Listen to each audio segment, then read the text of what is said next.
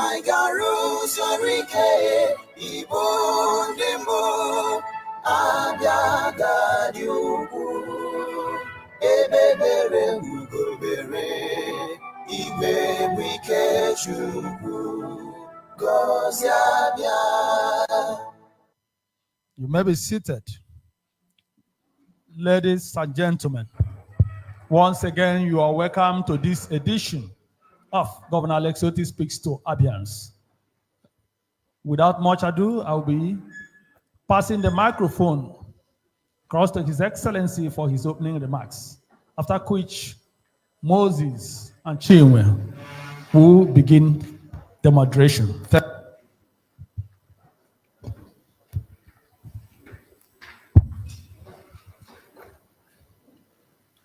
Good evening, distinguished ladies and gentlemen of the press, honorable commissioners that are here, special advisors, senior special assistants, heads of parastatals and agencies. Let me thank you for coming out today to join our media party that happens every month. Special thanks to Abians who are joining us from their homes and offices. I want to thank you for all the support. Thank the media community for your continuous reportage and activities. And thank you for holding the fort and remaining steadfast and resilient. Since the last time we met, a few things have happened. I will not take too much of your time, but I'll just quickly highlight some of them and then throw the floor open for questions and answers as usual. In the area of waste management, the Abia State Environmental Sanitation Agency continues to do a great job, for which we are very grateful.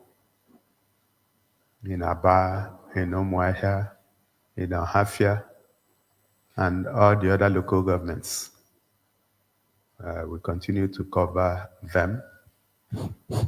And in the last 2 years and a few months, when we declared an emergency on waste management, our streets continue to get cleaner by the day. Wastes are collected and disposed properly. And our people have also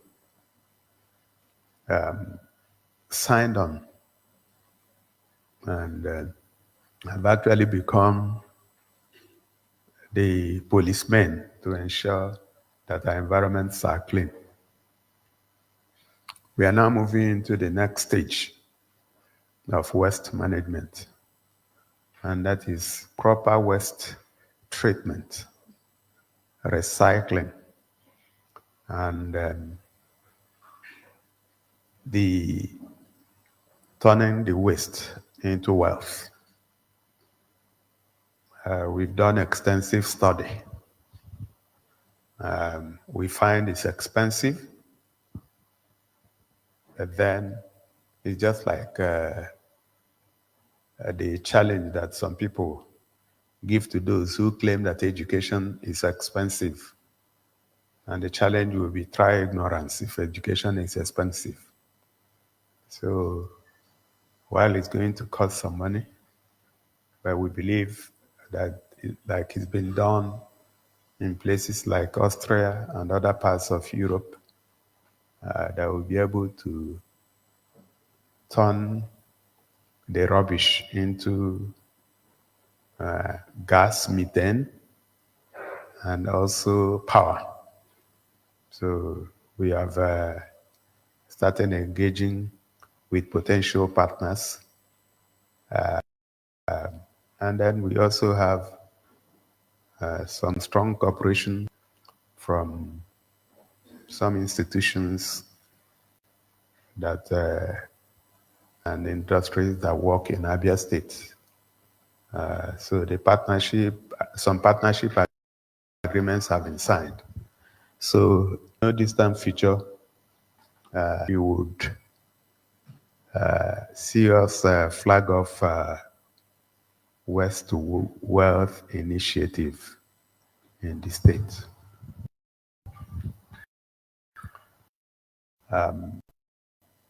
Another area to talk about is industrialization. While we made heavy weather,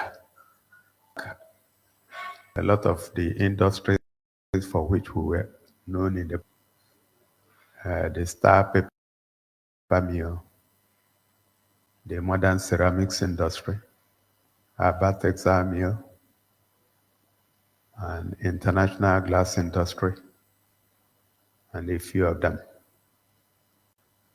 Like I had reported in the past, the Star Paper Mill in Urenta and Aba are now in the bag, having concluded and accepted the offer from Asset Management Company of Nigeria, AMCON.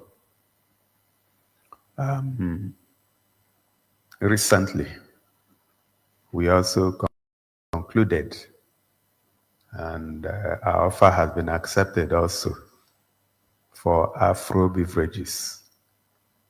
I believe it's on Port Harcourt Expressway. The company is still running. It's a going concern. But then today is owned by AMCON. So we have made an offer that has been accepted, and we are going to pay AMCON in 7 installments, starting from next month. But as soon as all the paperwork is completed, we will take ownership of those companies.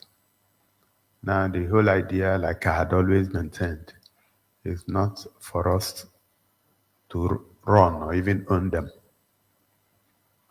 But we believe that government is an enabler. And I'm sure that if an individual went to acquire those companies, they'll probably not succeed. So the idea is acquire those companies, get experts to come in and partner with government to run it as private institutions, get the GDP of the state to move northwards, create employment for our people, which is the most important to us, and then improve on internally generated revenue and reduce poverty. I have also instructed the Honorable Commissioner for Industry and SME to begin to engage with the owners of Abia Textile Mill, International Glass Industry, and modern ceramics industry. In fact, I had joined a Zoom meeting with the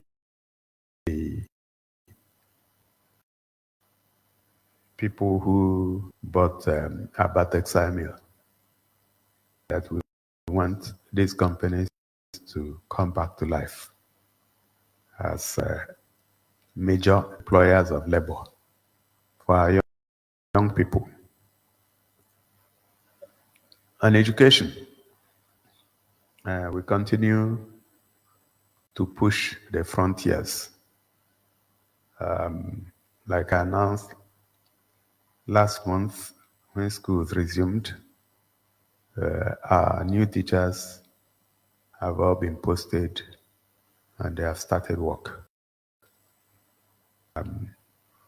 We started the process of hiring yet another set of new teachers. And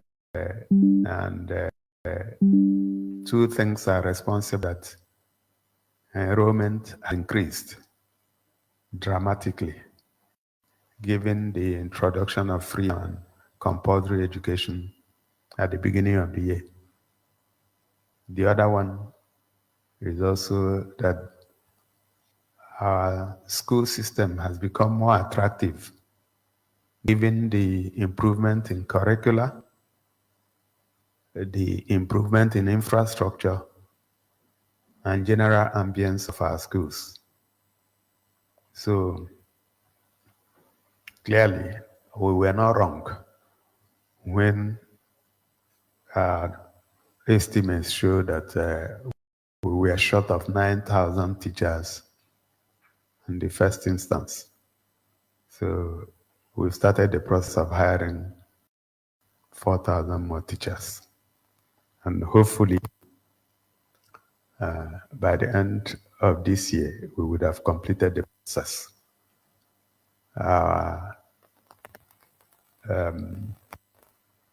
Foray into smart schools continue to move in the right direction.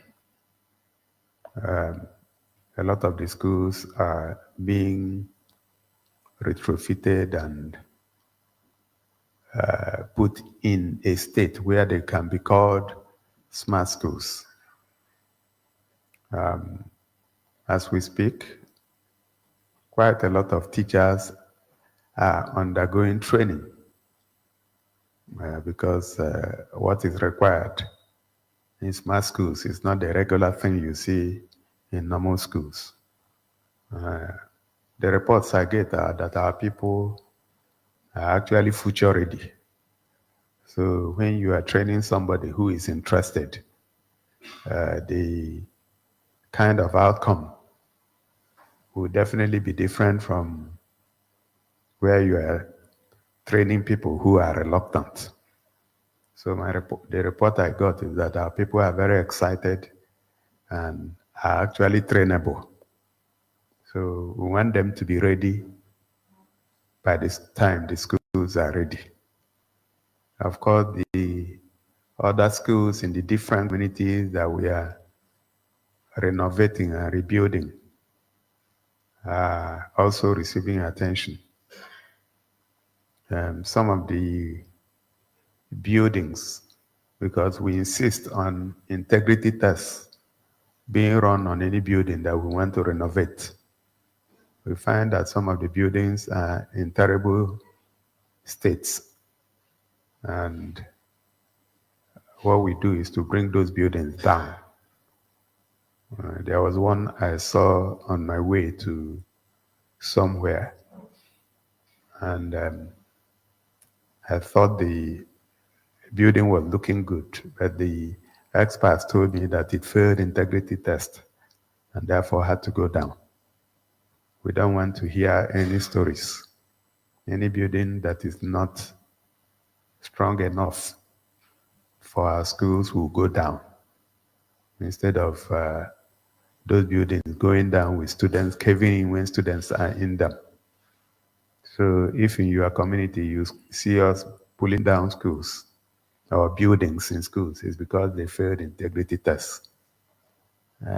We will not stop until we are sure that our schools are in such conditions that our children will comfortably and safely stay in and learn. In the area of power and public utilities, at the last count, we've installed close to 8,000 solar street lights in different parts of the state. I've just signed off on several orders. So you will keep seeing us around your community, lighting up your streets under our project Light Up Abia. You will agree with me that anywhere light comes, darkness disappears, and things that thrive under darkness go with darkness.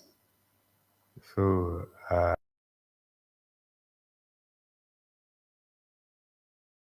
we will continue. But beyond, and also in microgrid, I'm sure you are aware that we signed the microgrid agreement with our partners long ago. Within the week, our offer to acquire the Omuahia ring fence from EEDC was accepted by EEDC. So what that means is that Aba is an island and Omuahia is an island. Omuahia Island takes care of the remaining part of Abia State, which includes Omuahia South, Omuahia North, Ikuano, Bende, Ohafia, Arochukwu, Isukwato, and Omunochi. So that means we have taken the bull by the horn, and we have everything about power under us. We set up the ASERA, which you're also aware of. So we can now, the whole idea is when Aba Power generates maximum capacity, which is around 188 megawatts, anything that Aba ring fence cannot use can be wheeled to Omuahia. Let me explain that a little bit more. At full capacity in Aba today, our estimate is that 80 megawatts will be enough. But let's even be generous and say that Aba will take 100 megawatts. So if Geometric has 4 turbines that will generate 188 megawatts of electricity, it means that there is excess power of 88 megawatts. Ordinarily, if we didn't do what we've done, those 88 megawatts will be channeled into the national grid. But because we've got control of the whole of Abia, those excess power, or that excess power, can now be sent to Omuahia. So we are envisaging a situation where in the next few months, we will also have steady power supply in Omuahia and the environment. But in the interim, we're also working on Hafia and Bende, 2 local governments that have not had power in a long time. And the real problem is infrastructure. So today we are drawing, I think it was over the weekend, that I signed off so that we can draw the lines, fresh lines from Omuahia to Ohafia. And of course, there is a line coming from Itu through Arochukwu. I believe that also needs to be upgraded. I think it's 11 kVA and we are trying to upgrade it to 33.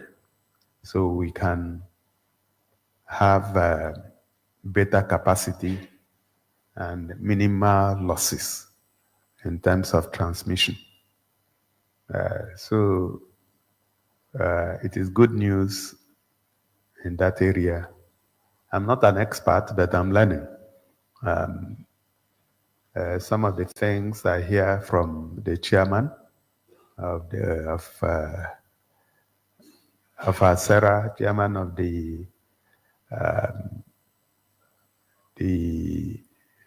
Electricity Advisory Council, and of course, Honorable Commissioner for Power and Public Utilities, convinced me that there are better days ahead. And what is the idea? The idea is that we want to take power for granted.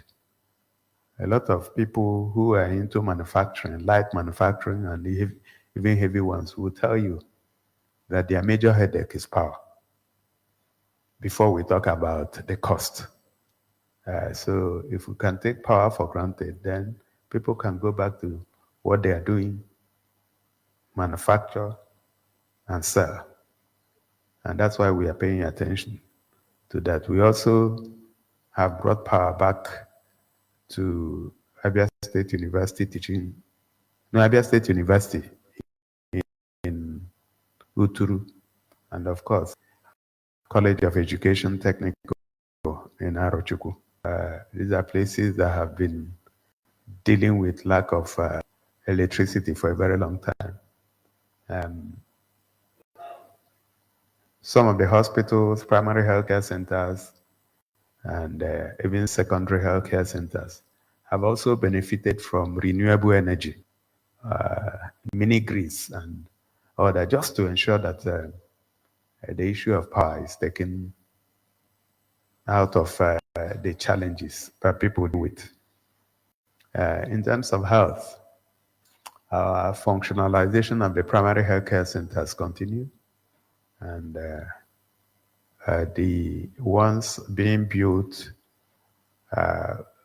or being renovated or retrofitted by the World Bank, those also continue. I think there are 79 of them at the moment. And the whole idea, if you have visited anyone around your area, if you haven't, please, I encourage you to do.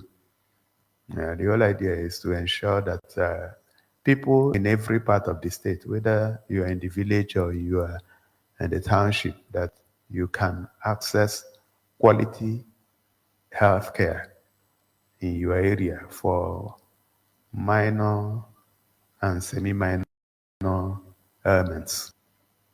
Before you now begin to approach the general hospitals and tertiary hospitals, it should be when the issues become a bit more complicated and serious. So the reconstruction of the general hospitals and also tertiary ones are going on. We are taking them in phases. The first thing we did with the Abia State University Teaching Hospital was to do the first phase and got the teaching hospital reaccredited. And having moved past that, we are now rebuilding and building new structures to house what you expect of a teaching hospital. We are doing the same in Amachara. And of course, that of Uminato has just started, I think about 3 weeks ago. Feel free to walk into those places and also confirm that what we are saying is true. The recruitment of the 771 healthcare professionals is underway. I think a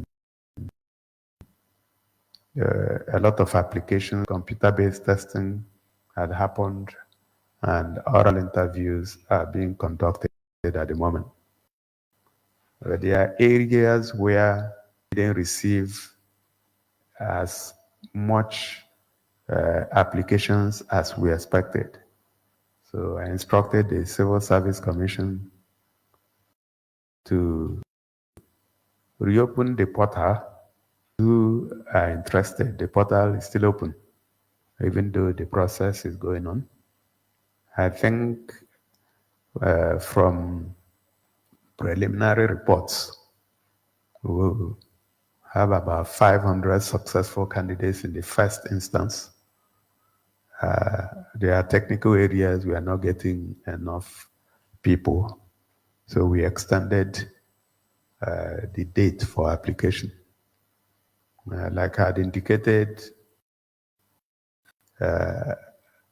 elsewhere, we were pleasantly surprised to receive applications from people who are not from Abia, people who are not from Nigeria, but people who are from other parts of Africa. We got some applications from people in Gambia, Zimbabwe, South Africa, and a few other African countries, and they are interested in coming to work in Abia. So, and that has made us very happy that people are looking at reverse Japa to come to Abia and work. So if you do know people who are healthcare professionals, you need to call their attention that their website or the portal is still open. Of course, we did get some fake news about malpractices, which we investigated and found to be untrue. So the recruitment process is merit-based and transparent.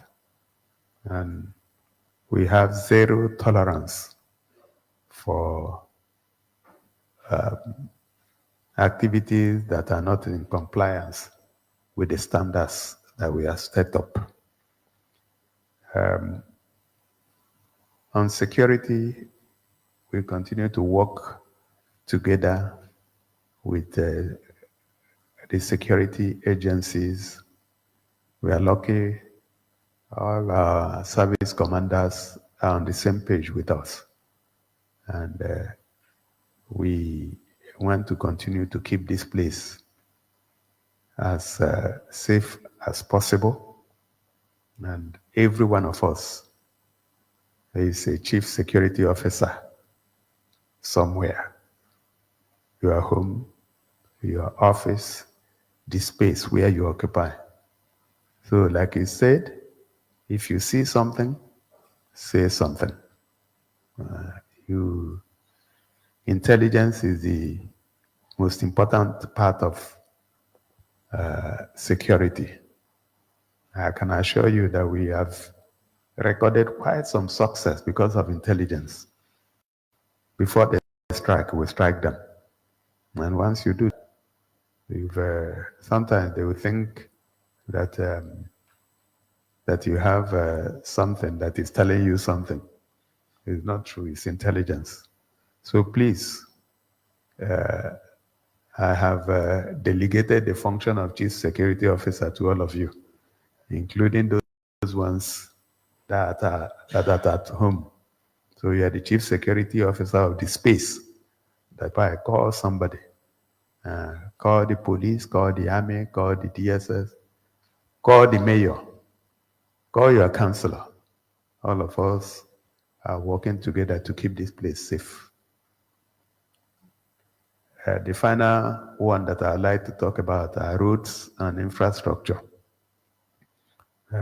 We are glad that all of us were part of the commissioning of 8 roads in Aba, done by Mr. President through his representative, Honorable Minister of Works,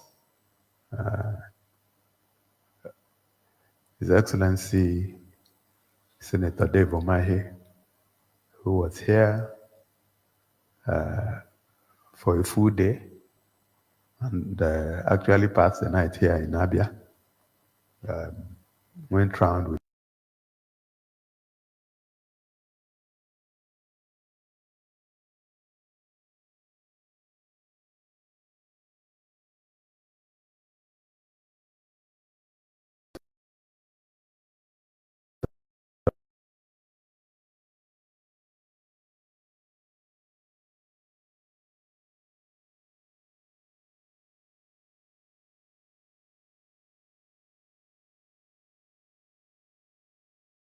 media chat should happen at Michael Okpara Auditorium so that all of us would appreciate the wonder that God did in that place. So those who have been there, including the Honorable Minister, he was very happy and was even asking us where we got some of the materials we put there. And then from there, we went to the 8 roads in Aba, High Point being Port Harcourt Road, and of course the Ohanku Road, Omuataku, and the rest of them. I want to thank our people who trooped out in their numbers to celebrate the president and celebrate the work that was done in Aba. I'm sure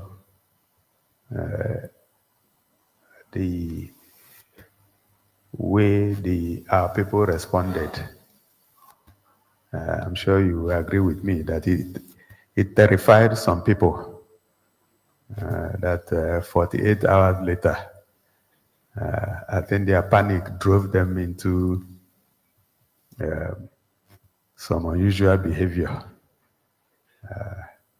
But then that's who we are. If you do things well, we say you did it well. And if you don't do them well, we also tell you you didn't do them well.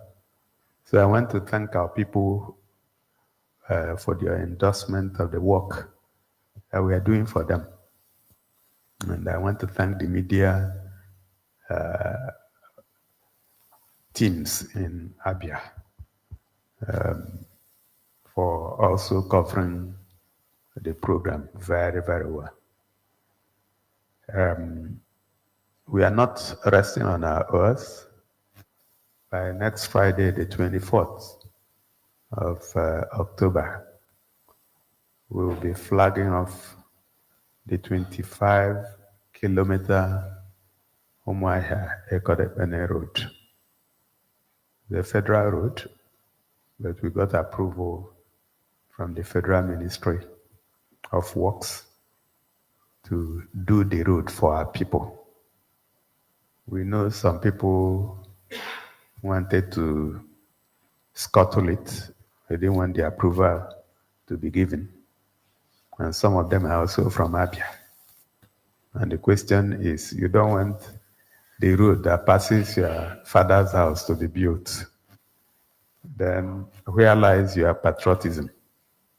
But thank God we were able to get the approval. And we have awarded the road, and we will flag it off on Friday next week. We will also join the 13.1 kilometer Oriamo-Saka ring road with the flag off. So both of them will be flagged off on Friday.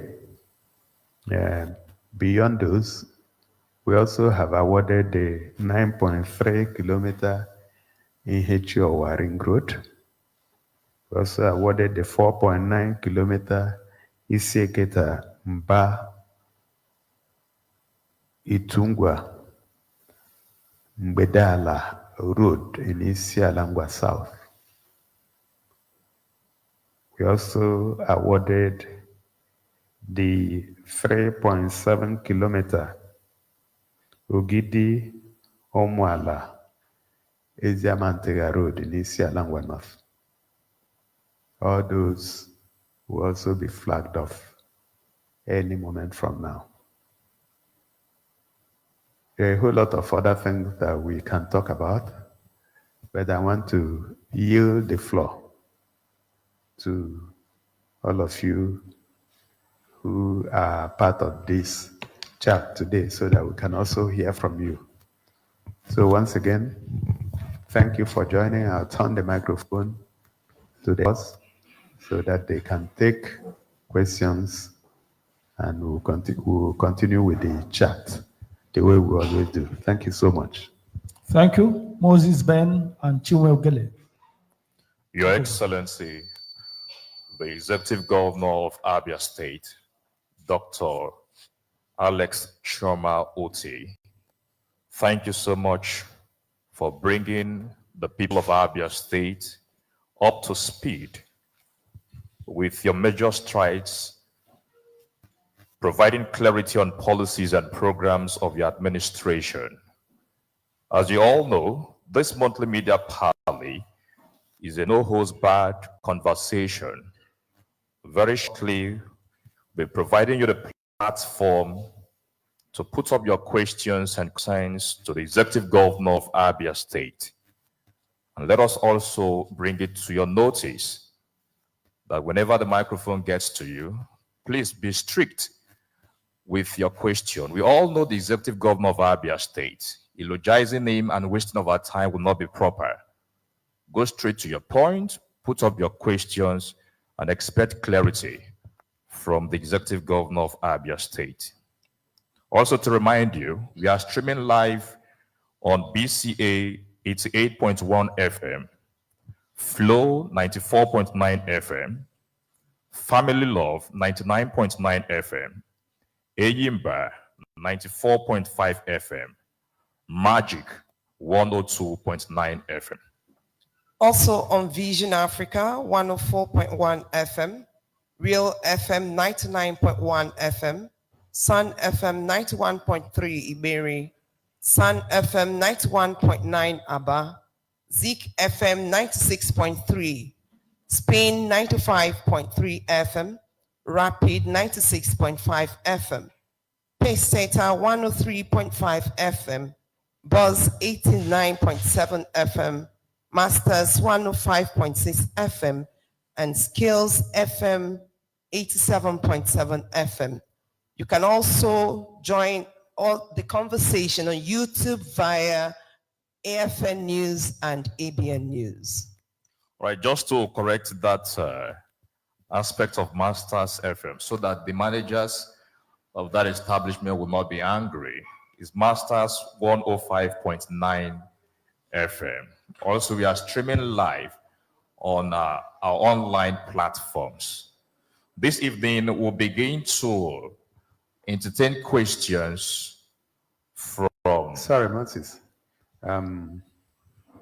I forgot to announce the unfortunate departure of one of our major fathers in the state, fathers of faith, Reverend Dr. Omar Opai.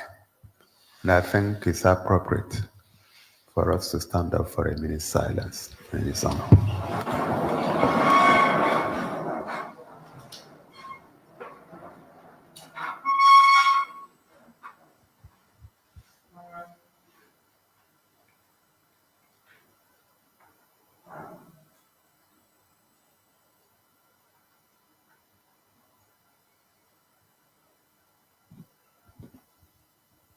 May the soul of Reverend Dr. Omar Opai and the souls of other faithfully departed rest in the bosom of the Lord. Amen. Thank you.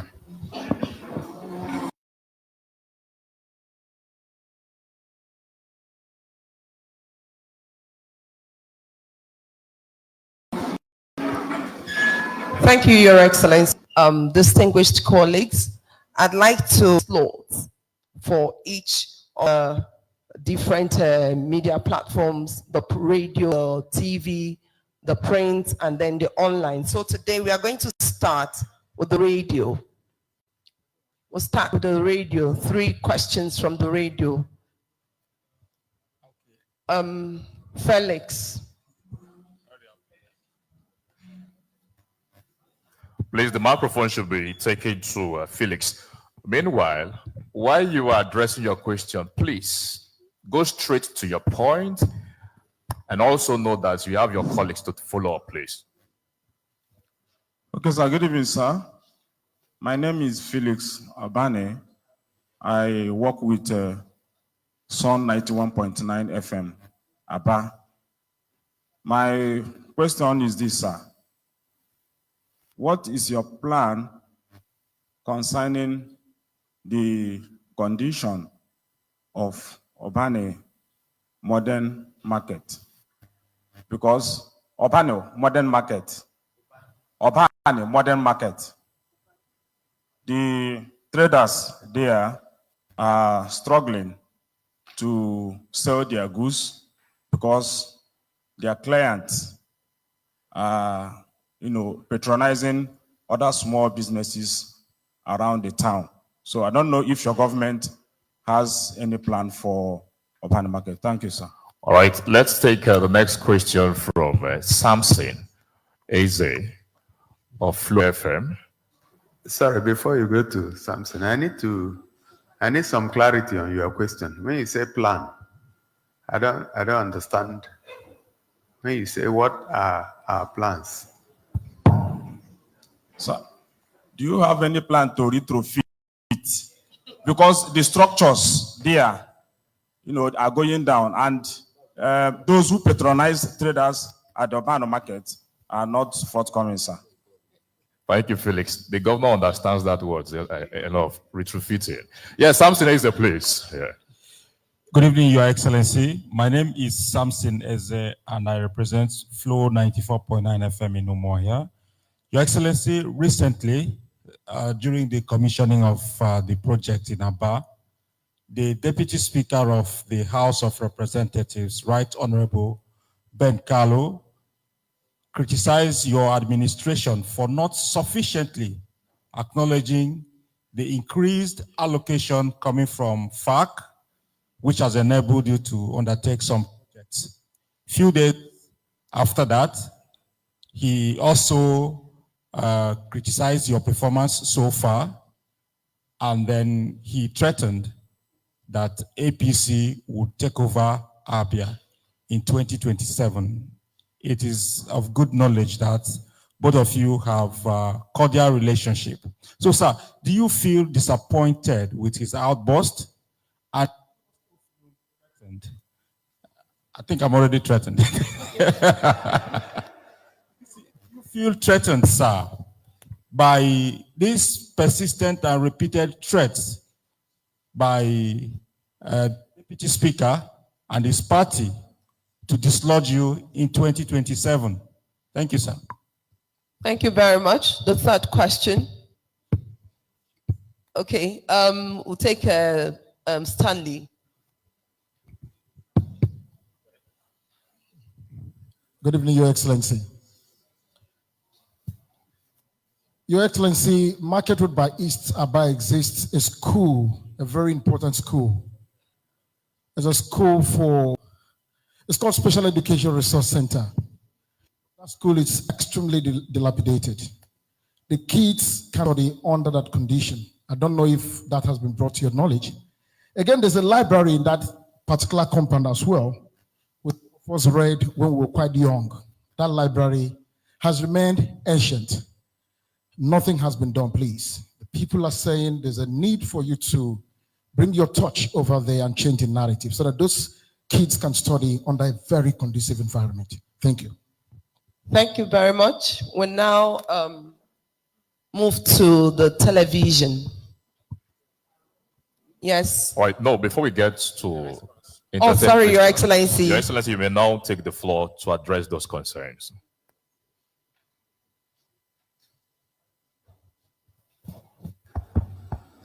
I thought you wanted to answer for me.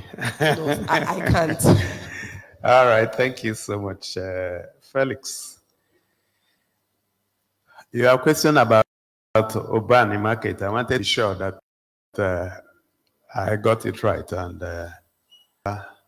very correct. I actually did visit that place during the campaign, and I will find out why we have not started work on it, because I had given instructions. We need to fix that place, not just because of those that are there, but because we want to decongest the Umuahia metropolitan area. And that is the natural place. In fact, while giving that instruction, I'd also talked about water, because I know they have water challenges there. So, Chief of Staff, please take note. Let's find out what is happening. I can't say what is happening for now, but I know I've given the instruction. But thank you for bringing it to my attention. Let me take on Stanley's question before coming back to Samson's. Special Education Resource Center and Library. I think somebody had mentioned that, but I'm not too sure what we've done. But again, my people will take note of that so that we can include it in the schools that will receive our touch very shortly, if it is not one of them. Truth be told, over 90% of schools require attention.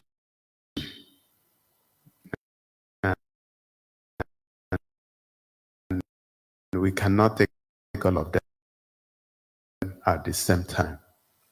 So what we did was some that are in very terrible state. So we thought to start with those, but we will come to the rest, all of them.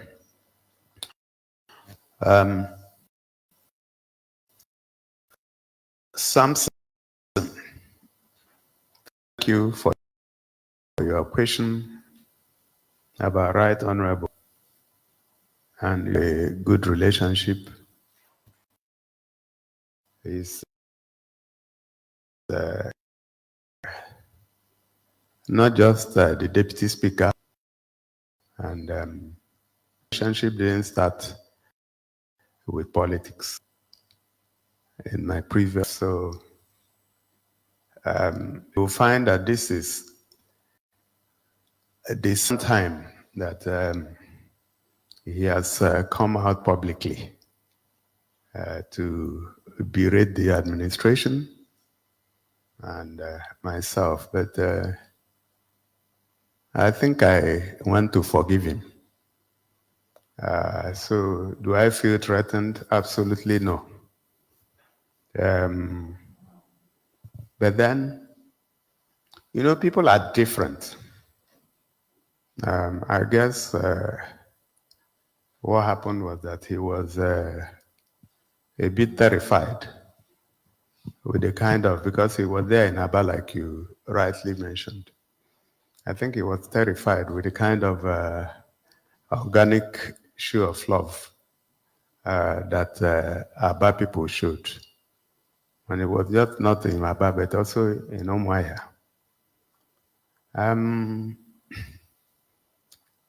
I think it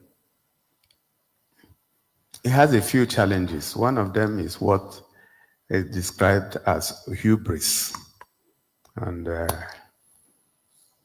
closely related to that challenge is also what I will, for want of a better word, describe as information deficiency syndrome. You know, where you are supposed to be in a place where you have information, but you don't have the real information. And I say this because sometimes when I see him describe himself as number 6, I say, okay, maybe there's a change, and I may not know. But according to the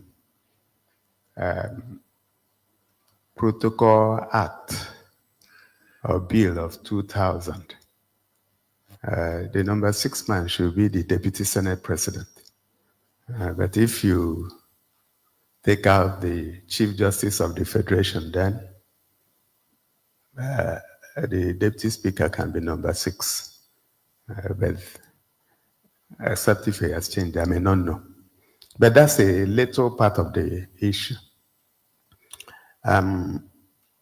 If, as a deputy speaker, you want to speak about, and I want to also thank all the people that have responded, because if you notice, the first time he did a video, either earlier in the year or late last year, I was taken up here, and I said I had no response. The only response I gave was that I don't have the anointing to speak about what will happen in 2027 by 2025. And I still think that I do not have that anointing. So I have a mandate, and that mandate runs till 2027. So, but if somebody can stand up and say, this is what will happen, in am I to question him? But there are a few things that I know. I know that power belongs to God, and I know he gives it to who he wills. Those, I can assure you, I know. And like I told them the other day in a church service, I also know about what is written in Lamentations. We say that we should not speak when the Lord has not spoken. I'm saying this because we're all Christians. So it would be sad if somebody comes out and says that the state government receives 38 to 40 billion. Whatever you say should be taken very, very seriously if you are number 6. Okay, so those who know better have shown that we receive just about half of that. And but it's not for me to argue. When you also say that we have spent the APSEED funds, when you were the one that sat to give the approval a few weeks ago. So you know how some of these things happen. So for me, I think people should focus on the jobs that they have been given. I hear he wants to run for governorship in 2027. That's fine.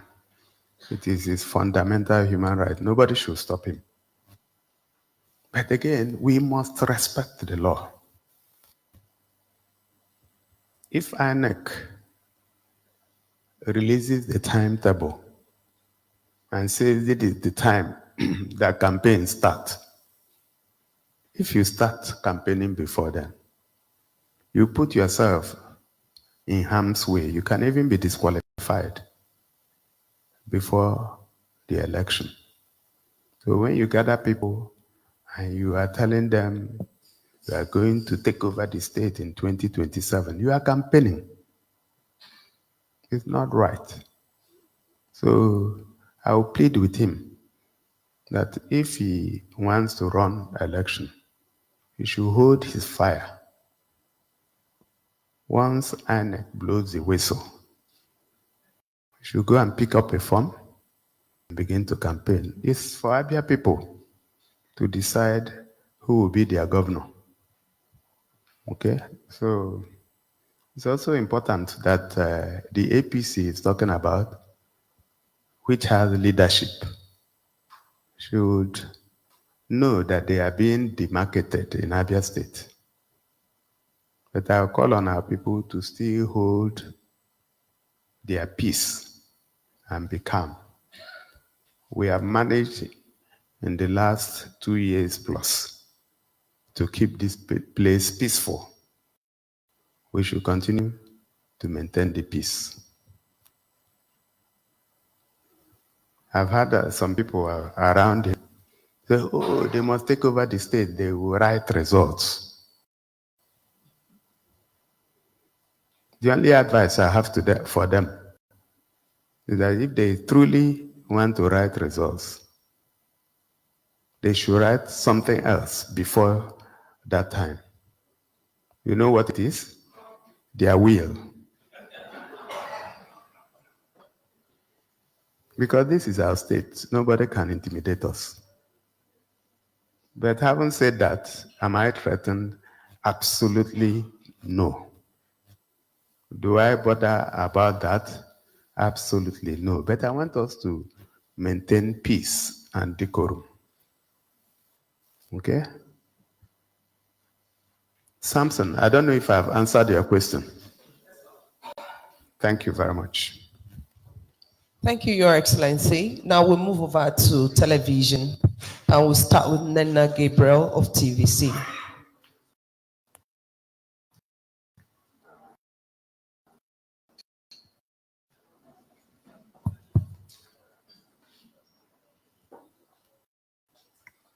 Good evening, years and counting. How has Abia State's IGR improved under your administration? Is there a growth or a decline? What are the sources driving the revenue if there is a growth? And where does the government channel the revenue to? Thank you. All right, the next person, Emmanuel was with Abia TV.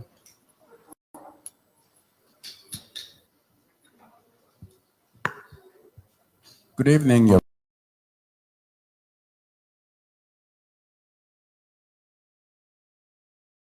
Excellency. My name is Emmanuel Wazwe. I report for Abia TV. Your Excellency, I was very glad when you mentioned,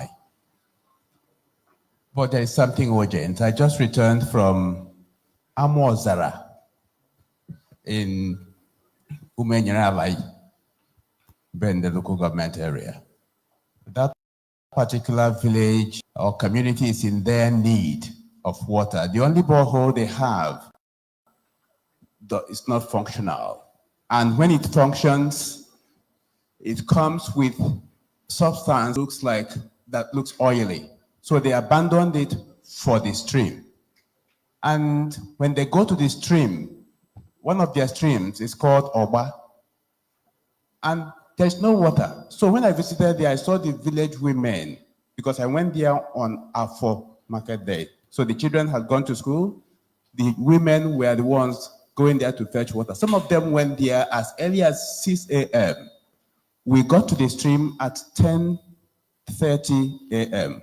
They were still there. People who left their homes at 6 a.m. were still there. We made them fighting each other with empty plastic buckets. None. So we were directed to an alternative stream, that one called Wom. There was no access.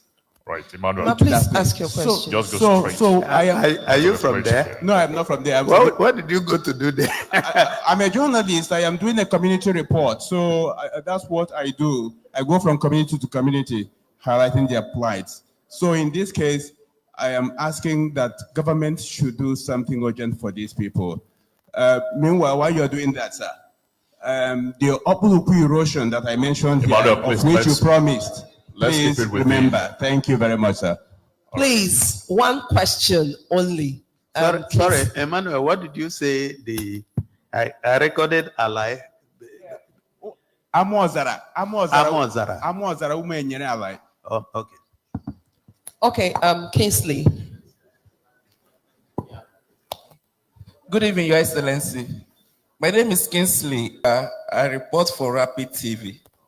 Your Excellency, recently, a councillor in Abia State resigned, citing frustration over the lack of direct allocation to local government through the federal account. It was reported that some state governments oppose local government receiving these allocations directly, which undermine grassroots development. My question, sir, this evening is, what is your position on direct allocation to local government? And do you support full financial and administrative autonomy to local government? Thank you, sir.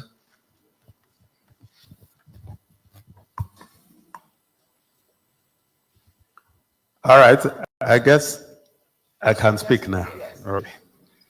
All right, so Nena Gabriel, I'm sure you know the answer to the question you asked, which is that the IGR has improved. But you know, just like in every other area,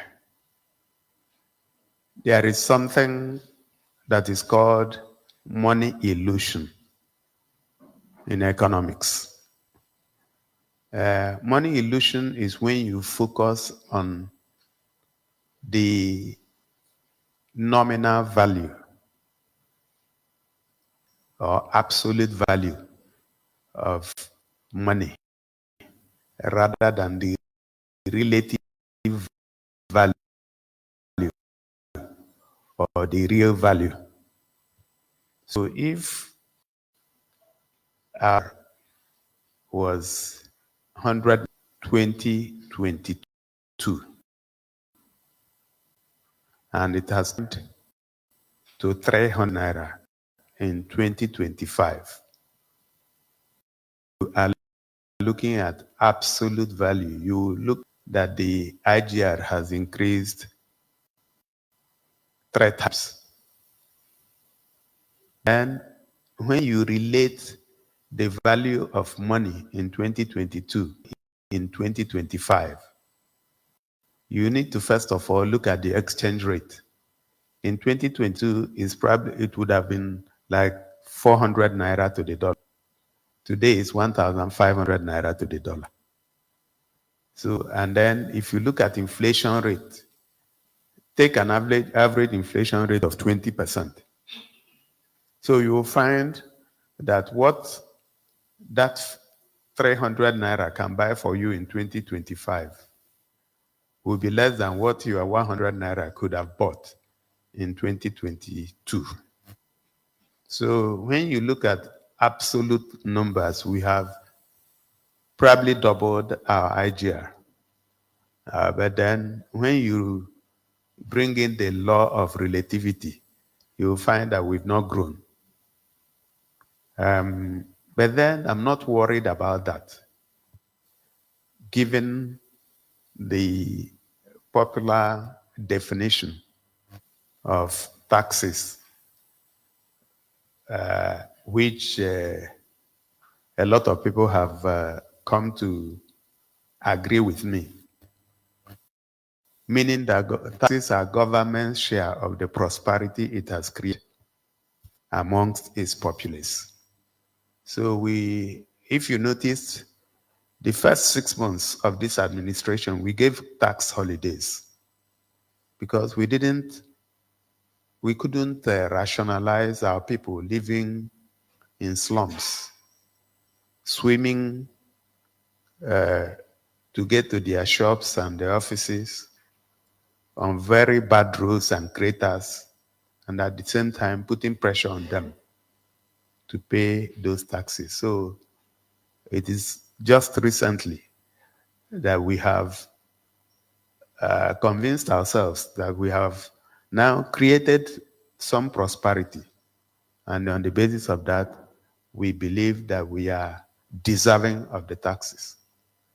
So you will see that we are not too aggressive with raising taxes, even though we believe that people should pay taxes. We have also seen where people have come to contribute money to this government just to support what it is doing. Money that we never expected that they had.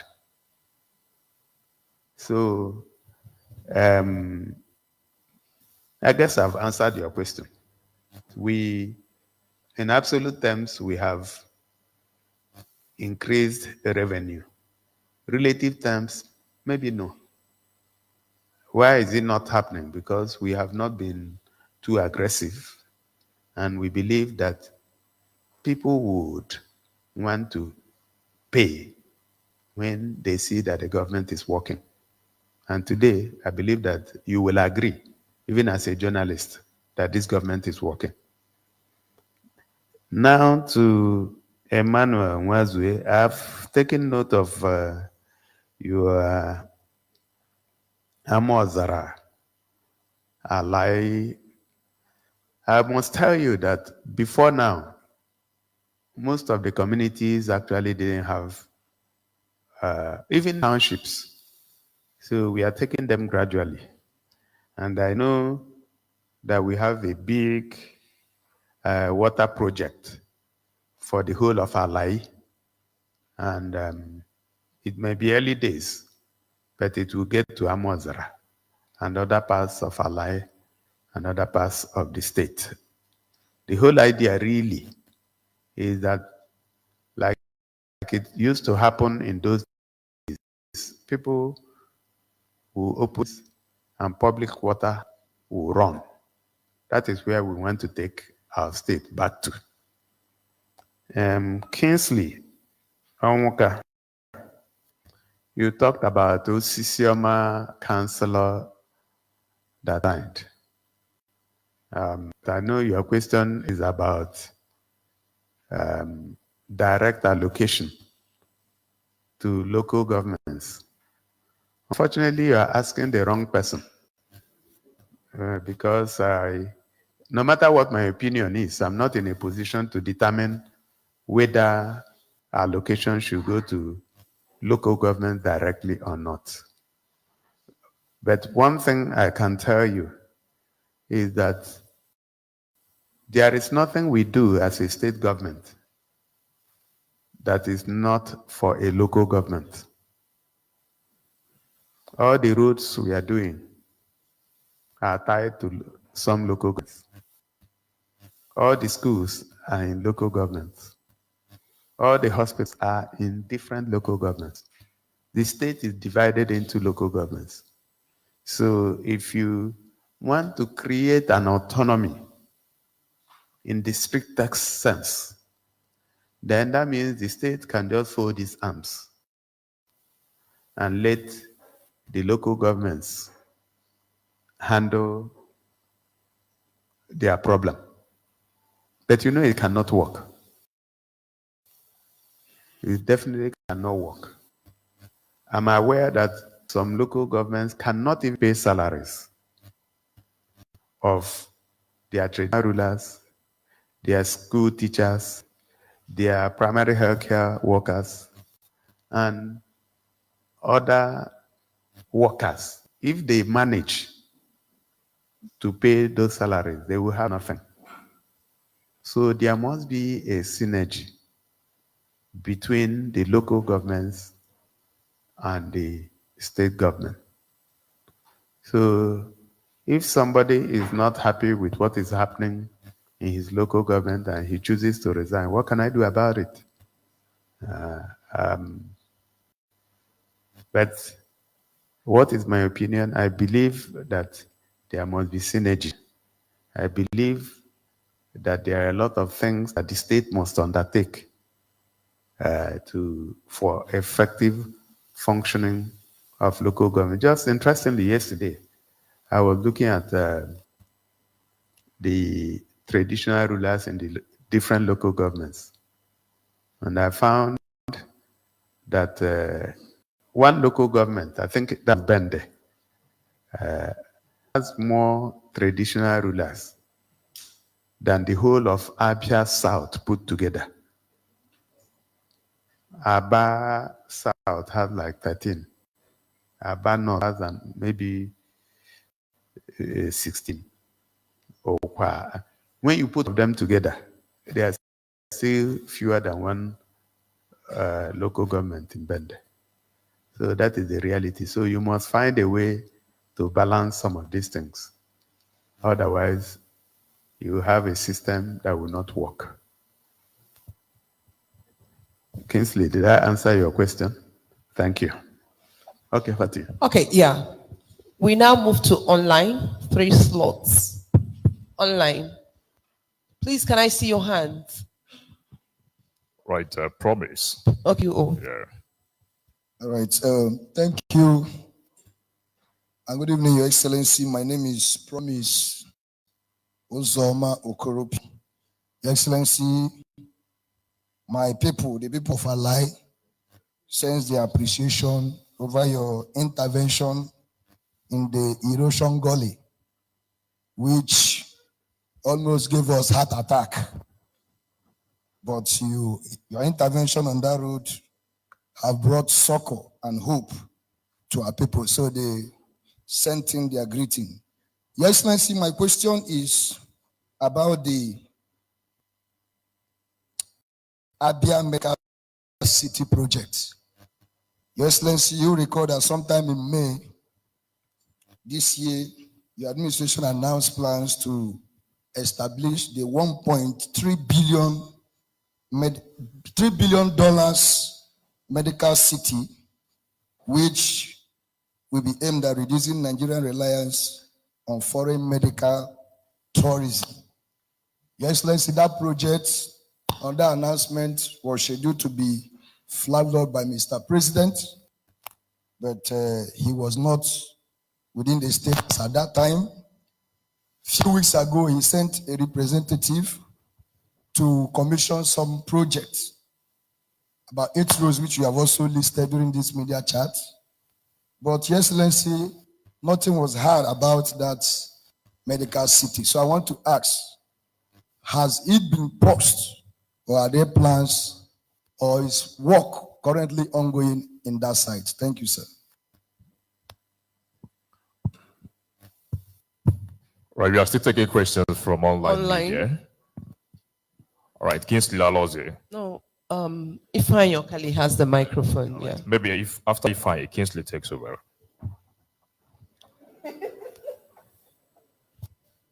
Good evening, His Excellency. Your Excellency, sorry. My name is Ifeanyi Okali for ABN TV and radio. Your Excellency, while we appreciate your administration efforts in addressing outstanding salary arrears inherited from the past government, teachers under ASUPEB in Ohafia local government area, particularly those in junior secondary schools, are still owed 9 months salaries arrears. Reportedly, Your Excellency, accumulated by the past government. We understand that other local government areas have received and settled. Could you please clarify why Ohafia teachers are yet to receive their payment, and when can they expect their pay? Thank you, sir. Thank you.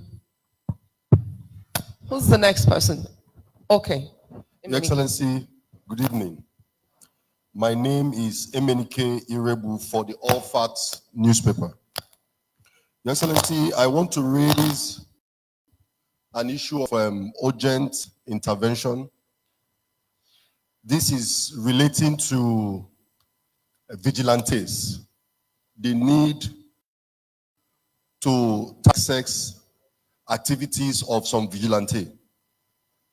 In a community in Ikuano called Amango, in Uboro, a lady, Mrs. Onyekachi Ikoku, is alleging that the vigilante came to her home around 5 a.m., took her son, and since that day till now, she has not been able to see the son. This happened on the 22nd of September last month. She reported the issue in our office, and I said, I'm going to raise this issue so that we could see how we can look into it. Thank you, Your Excellency. Thank you very much. Over to the Governor, sir.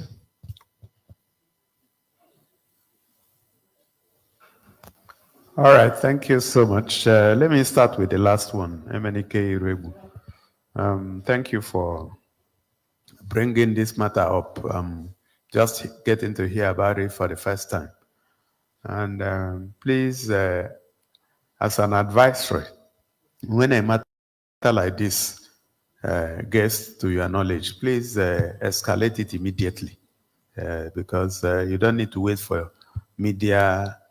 monthly media chat. So please, Commissioner of Police, everybody should know so that we can deal with it immediately. It's even not impossible that the people that came to her are not vigilantes. They may be disguised. Some people wear police or army uniform and they are criminals. So we have taken note of this, and I'd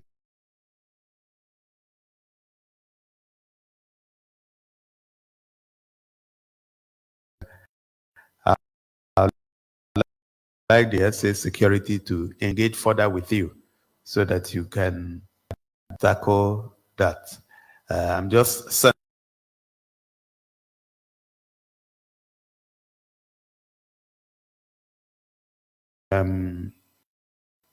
If I Kali, this your allegation is very strange.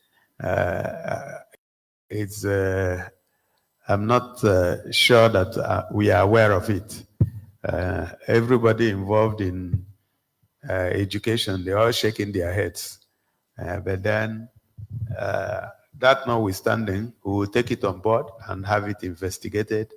And the special advisor, media and publicity, please engage with the accountant general, the education ministry, and all that involved, and also give feedback, please. PUO, thank you for your kind comments about the arrest of the erosion site in the Abia Medical City is not dominated.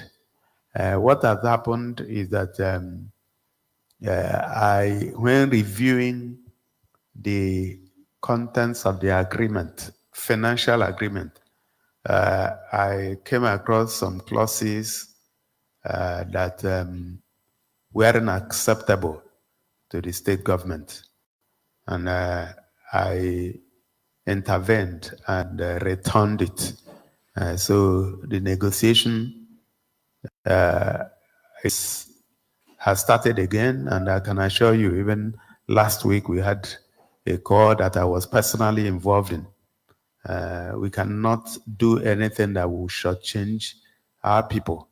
And that is the reason why the offer is still there. The funds are sitting in the bank. But then there are some gray areas that we must tidy up before we hit the ground running. So that's why there is a little delay in the Medical City project. I guess that's about it. Over to you. Thank you, Your Excellency. Now to the print. Please, we have less than 35 minutes to end this program, and I implore you to go straight to your question. Make it succinct. Okay, Sonny Wanko.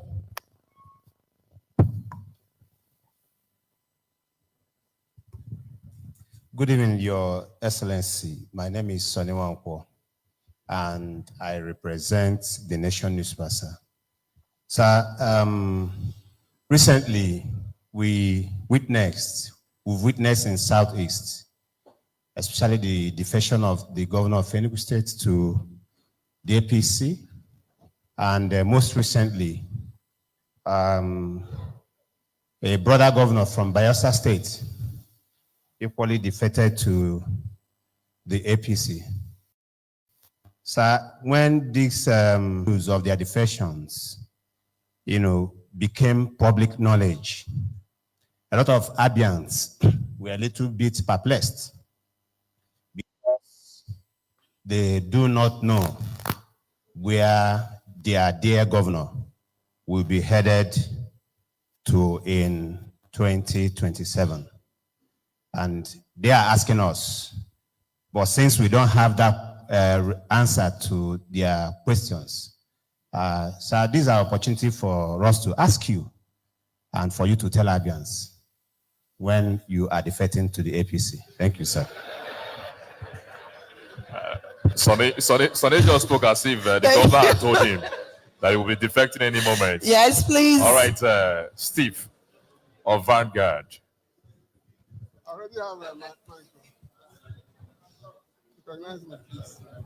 We are coming to you. Please bring the microphone to Steve.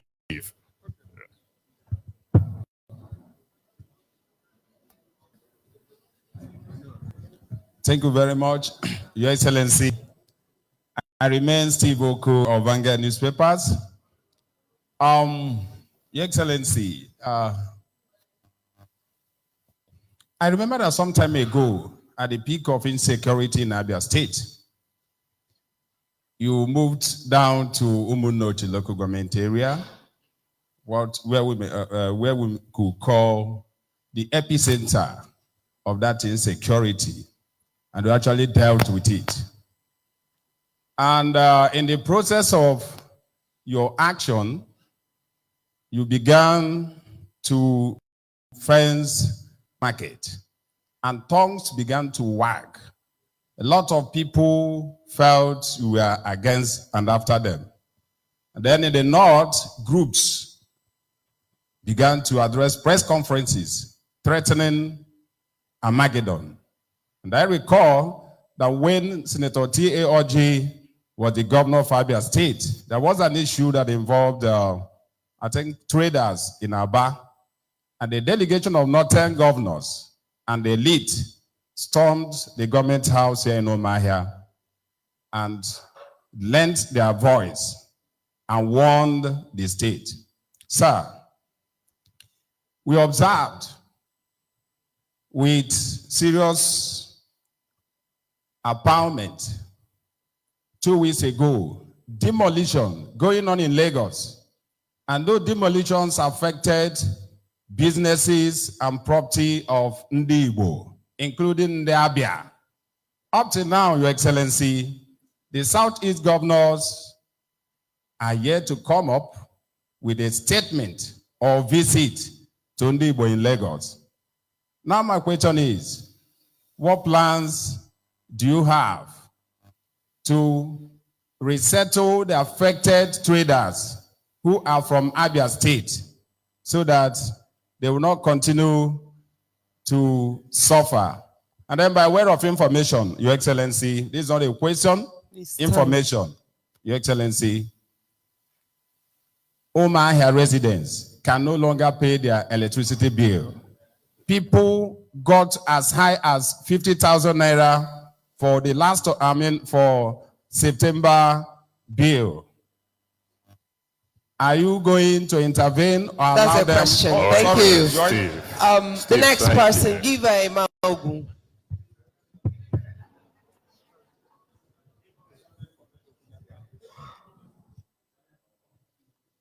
Your Excellency, good evening. I'm Emmanuel Ugumogu of this day newspaper. Your Excellency, it must have taken a very hard bargain on the part of your government to convince Interstate Electricity, the parent company of EEDC, to part with 60% equity of the assets in Omahia Rainforest area. So how much did you offer them to convince them? Thank you, sir. Thank you. Ibako.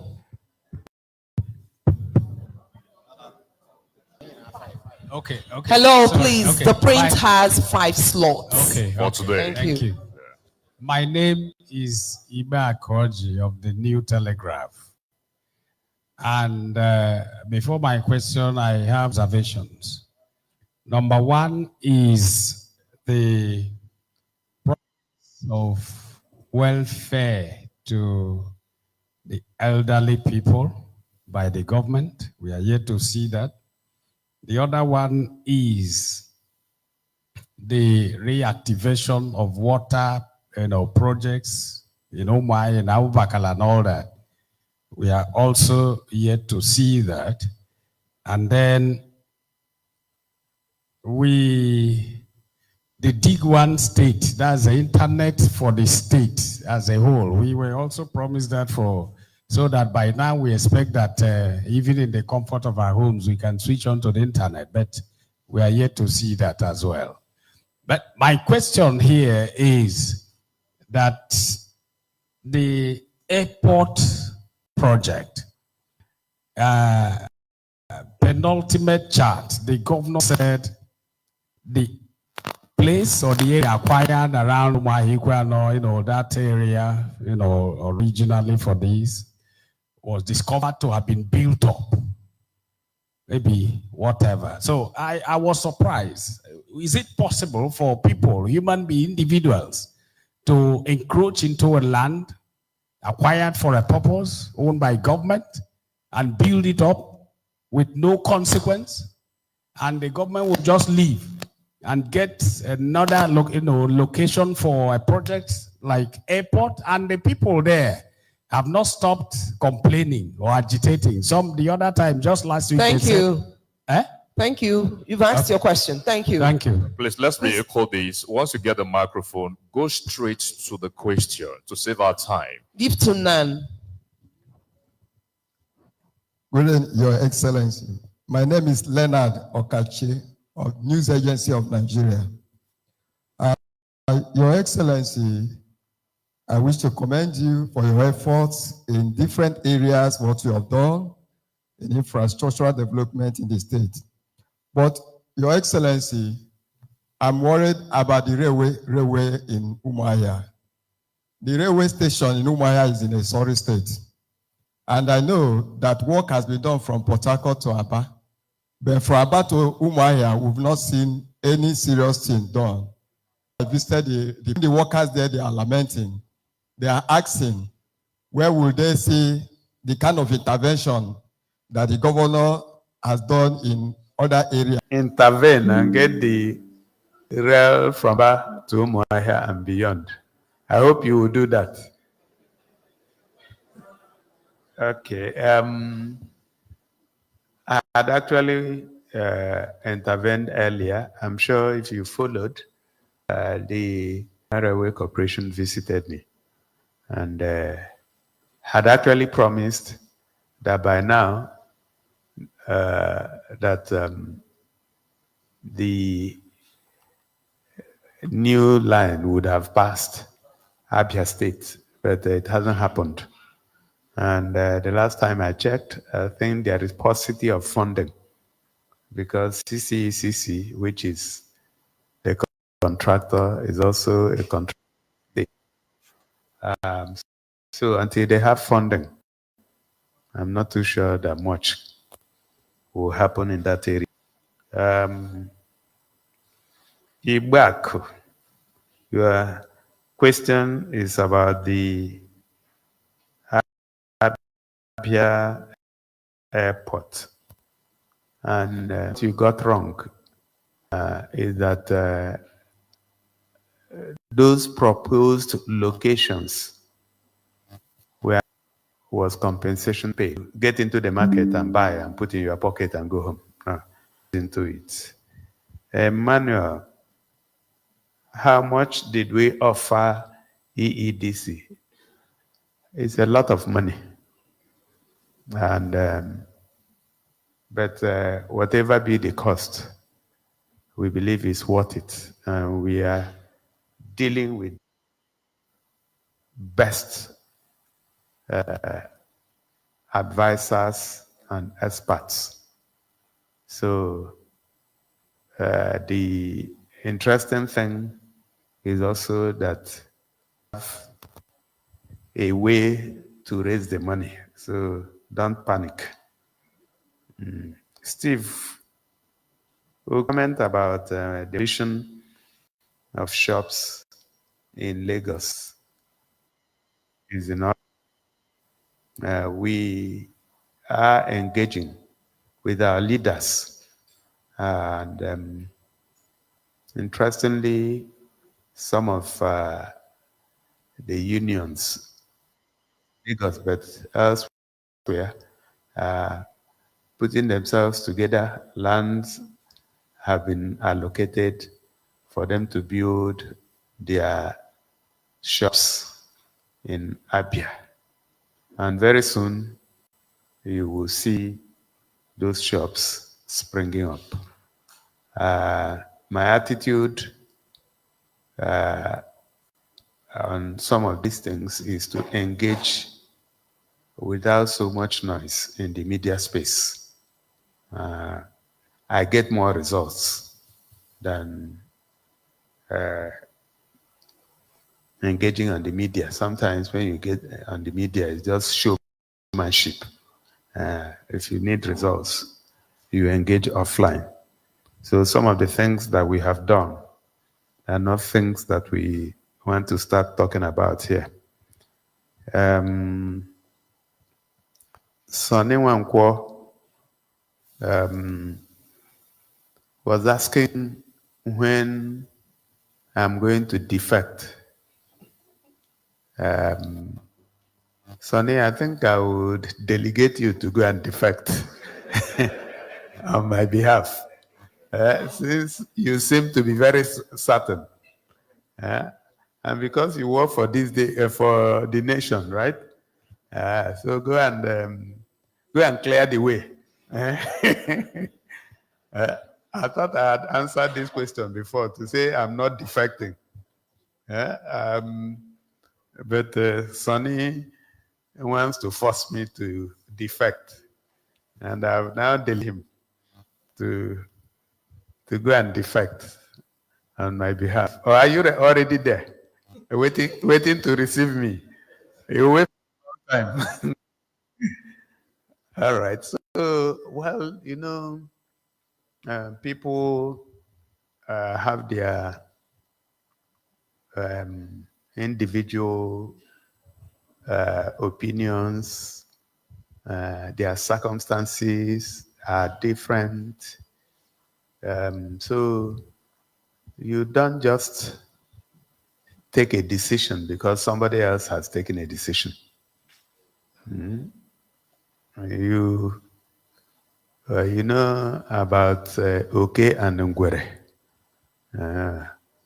Ngwere ma mmiri, Oke soro ya ma mmiri kọ Ngwere, ọ ga-akọ Oke. Ọkwa, so we are not people who do things because other people are doing. There must be sufficient legitimate argument to do a particular thing. That's what I believe in. So anytime you come with superior argument or defect, mark the words, superior argument. So Sonny, when you are ready with superior arguments, then we can now give you a date. But for now, if it is because my brother governors in Enugu, and you said Bayelsa, I thought Bayelsa left PDP. Has he joined? Okay, he's on the, okay, he, you know, Sonny has a way of predicting who is going somewhere. All right, so that would be my response to you, Sonny.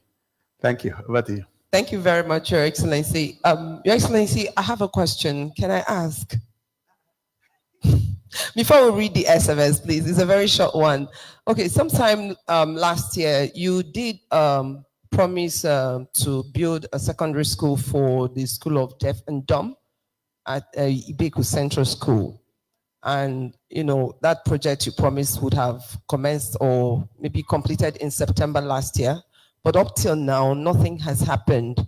I'm wondering if the governor can, now that upgrades are going on in schools, you know, accommodate that plan, and so that because students go to, when they finish primary school, they now travel to Enugu or Imo to attend secondary school. Thank you, Excellency. Okay, that's good. Thank you for bringing it to my attention. What has happened? Didn't we do it? Okay, please, can you take it up? I know I gave that instruction. And so please take it up. Huh? Okay, and I need to feedback on what has happened. Okay, thank you very much, Your Excellency. And now we'll go to the SMS and WhatsApp messages. All right, the number for you to participate in this October edition of Governor Alex Otti Speaks to Abians. Of course, you can do that through 0907 462 1067. Again, 0907 462-1067. And also to remind us and our listener out there that we are streaming live on BCA 88.1 FM, Flow 94.9 FM, Family Love 99.9 FM, Ayimba 93.5 FM, Magic 102.9 FM, Vision Africa 104.1 FM, Real FM 99.1 FM, Sun FM 91.3 Ibere. Sun FM 91.9 Aba, Zik FM 96.3, Spin 95.3 FM, Rapid 96.5 FM, Peseta 103.5 FM, Buzz 89.7 FM, Masters 105.9 FM, and Skills FM 87.7 FM. Okay, Moses, I think you should take the first question.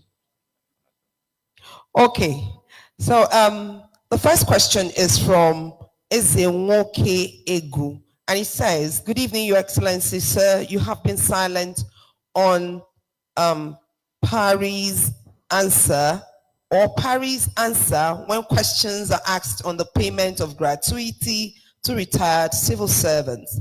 My question is, when will your government begin payment of gratuity?" And then the next one is from Kenneth Ubani. And he says, "I commend Your Excellency for the reconstruction and equipping of primary health centers across the state. Your Excellency, may I remind you, sir, during your April media parley, I called your attention to the road to Amudo Rehabilitation Center at Itumbuzo, and you stated that the road is in the 2025 state budget, and you promised that the road will be awarded for construction. However, there is no sign of work on the road yet. Your Excellency, kindly help us to construct the road before the next rainy season begins in 2026. Moses, can you take the next one? All right, this question is from Mr. Owalaka. Pardon me, please. As a small and medium enterprise owner currently operating outside my home region, I am considering bringing my business operations back home to contribute to local economic growth and job creation. However, before making such a move, I would like to know what specific support plans or incentives the government has in place for SMEs like us, particularly in areas of funding, infrastructure, tax relief, and business development support to encourage business relocation and sustainability."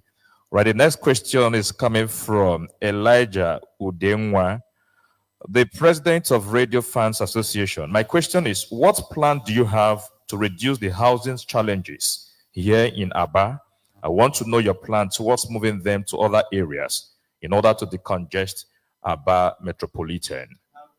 Yes. Housing challenges for people in Aba. It says, what plan do you have to reduce the housing challenges here in Aba? I want to know your plan towards moving them to other areas in order to decongest Aba Metropolitan. Yeah, Metropolitan. Metropolitan. Okay. Sorry, maybe why you take it at once. There's also a request in Aba to construct a flyover at Milverton. Yes. I don't know that. Your Excellency, you will take this one at once. It appears it will be interesting Please, for you. can we have some quiet? To know about this. Retirees, Ifeanyi. Yes, in Uma here.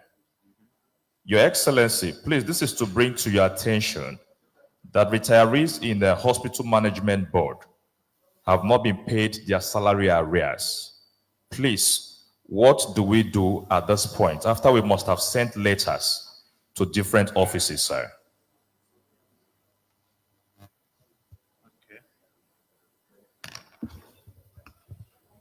All right, thank you very much. If retirees in the hospital management board, it's strange. Except if there are problems with documentation. Is he fine, a retiree? Would you know from his message? Sir. Is that a retiree? The retiree. Okay, so please let's have his number, and so that somebody can contact him and find out.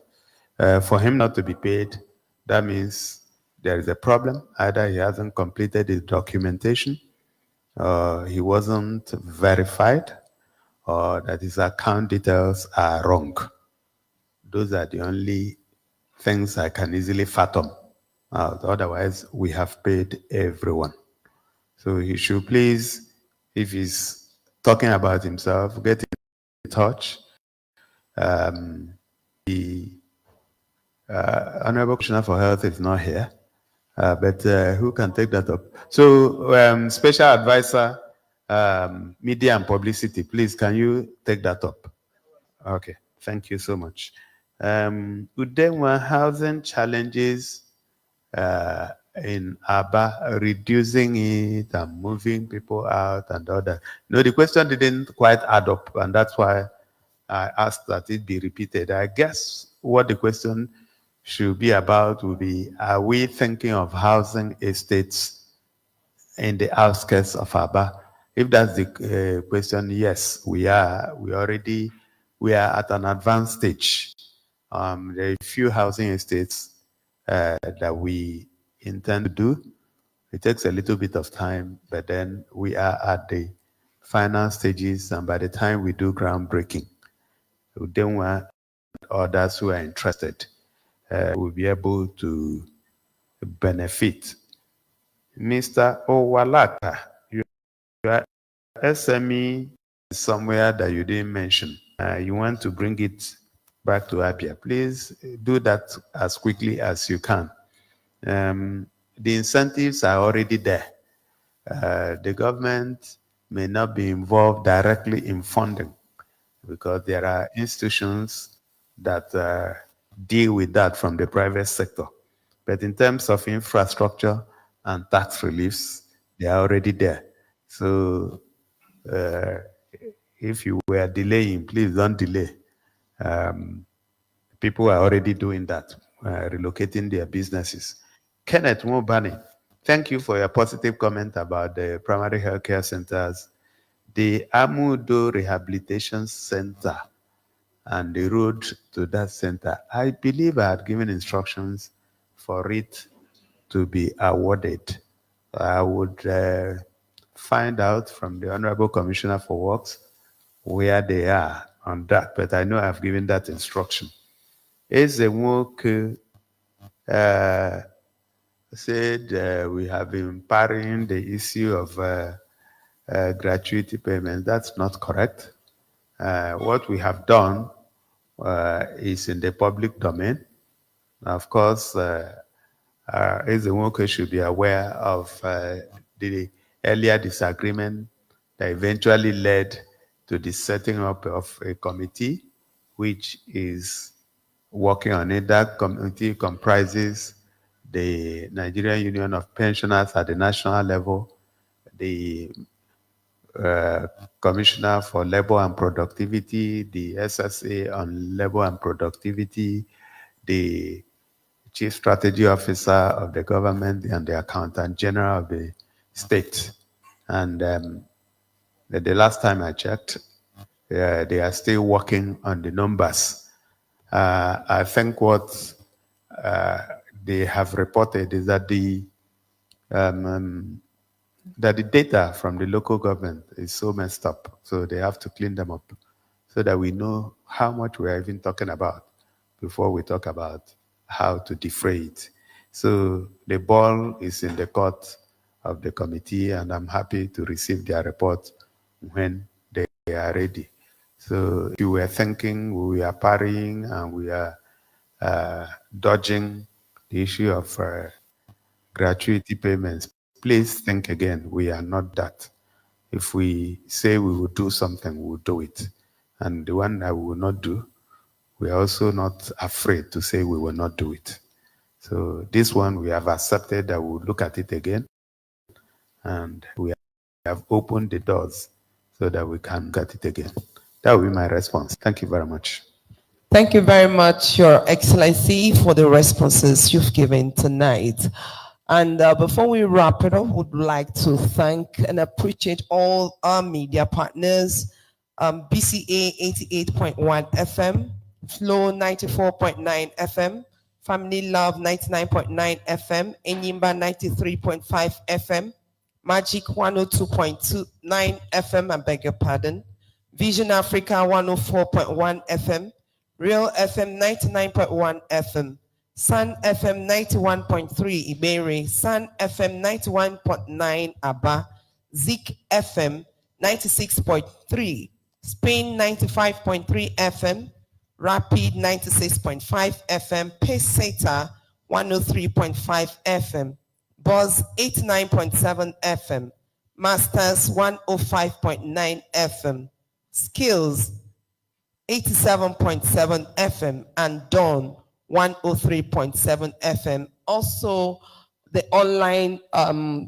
partners, ABN News and AFN News, and of course, all other media platforms that joined to bring this event to the public. We thank you so much, and let's have a lovely evening, even as we meet next month. My name is Chinwe Uli.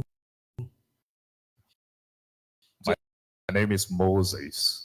Bear. Ladies and gentlemen, once again, yield the microphone to His Excellency for his closing remarks. All right, thank you so much. I want to use this opportunity to thank everyone who participated in the October media chat this evening. To thank you for your questions. Thank you for participating. Thank you for believing in this government which you installed. I want to reassure our people that this government will continue to work for them, irrespective of whose ox is God. A few people may not like that we are serving them, serving our people, where those ones are in the tiny minority. The greater majority of our people are being served, and that is what is important to us.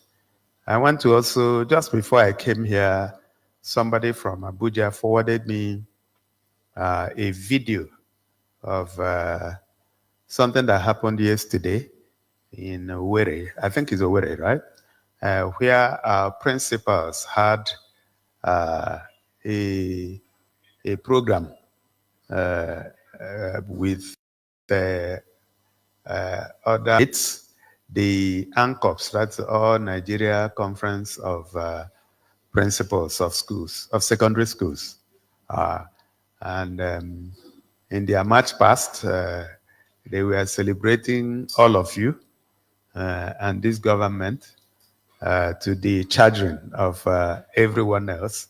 It was quite a beautiful sight to behold that these people, without any prompting, without any arrangement, went to celebrate all of us who are Abians, and it made me very proud. I want to use this opportunity to thank all of them and encourage them to continue to do what they are doing. We are very proud of them. We are very proud of our teachers. We will continue to make life easier for them. So once again, I want to assure our people that where we have gotten to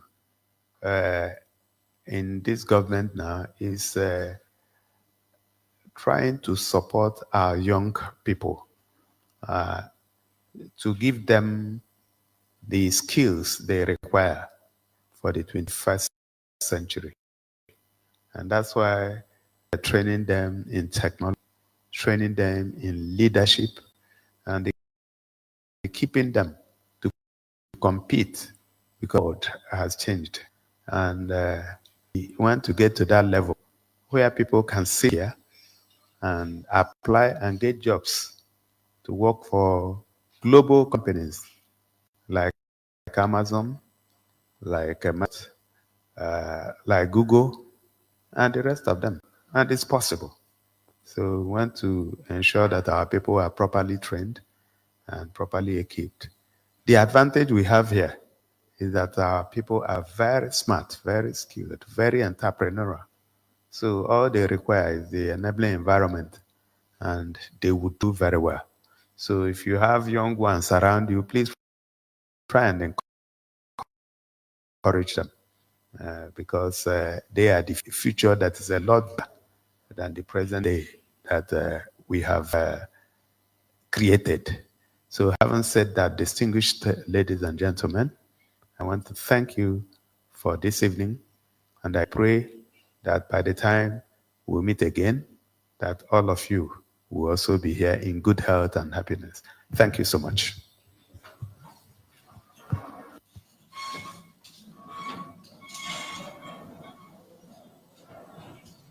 The national anthem, please.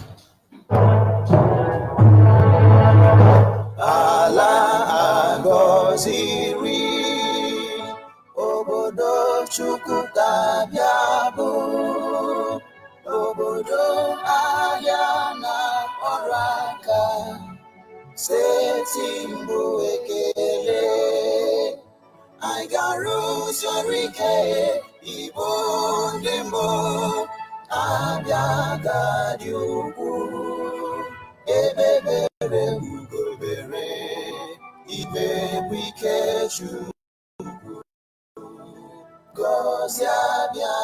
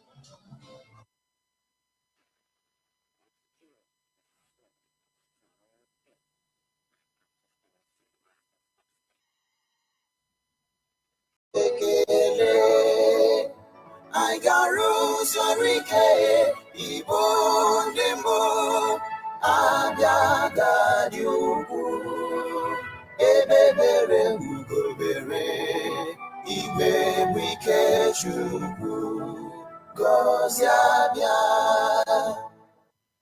You may be seated. Ladies and gentlemen, once again, you are welcome to this edition of Governor Alex Otti Speaks to Abians. Without much ado, I'll be passing the microphone across to His Excellency for his opening remarks, after which Moses and Chinwe will begin the moderation.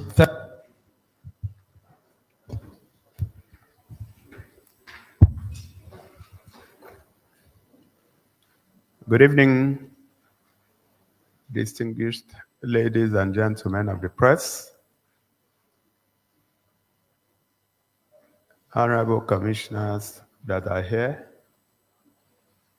special advisors, senior special assistants, heads of parastatals and agencies,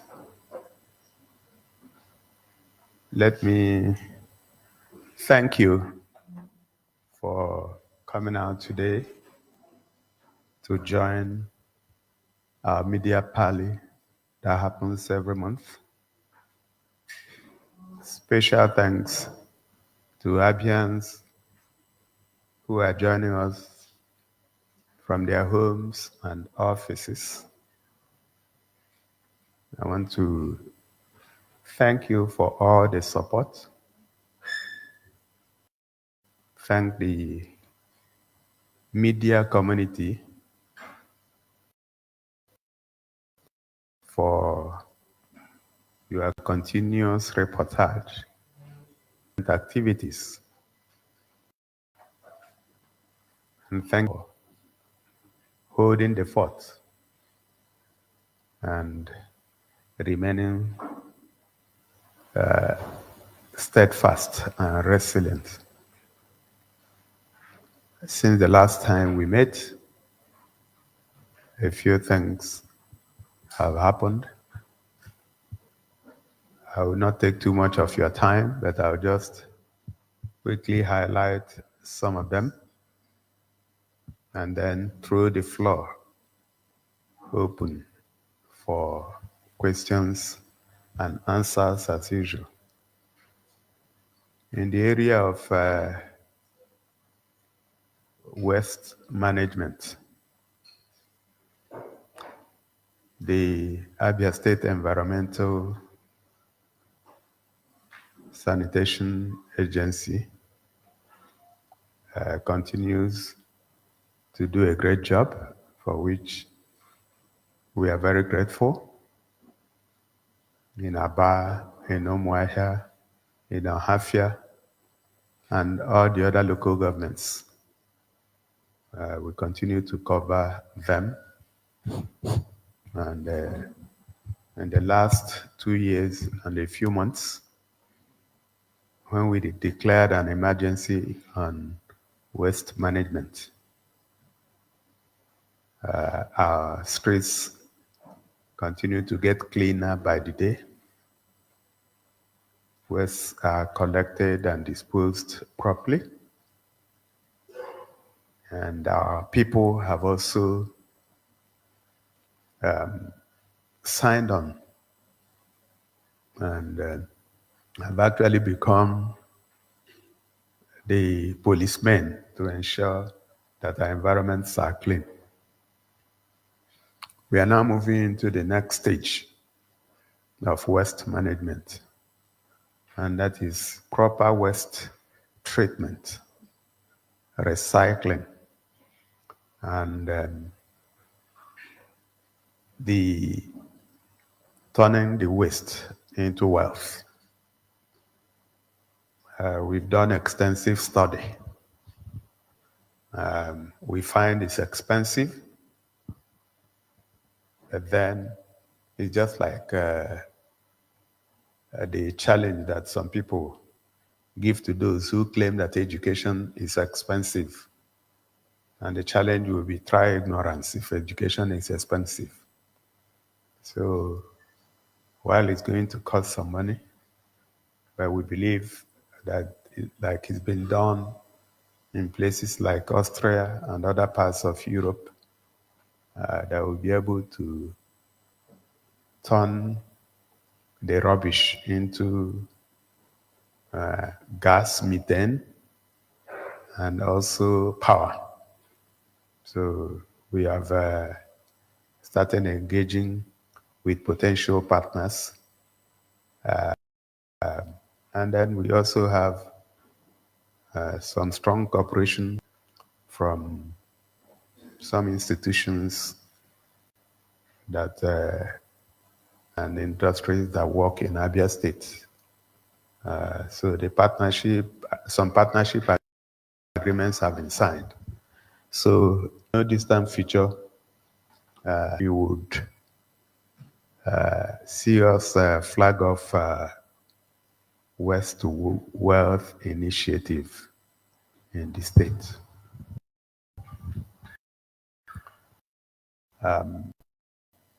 Another area to talk about is industrialization. while we made heavy weather.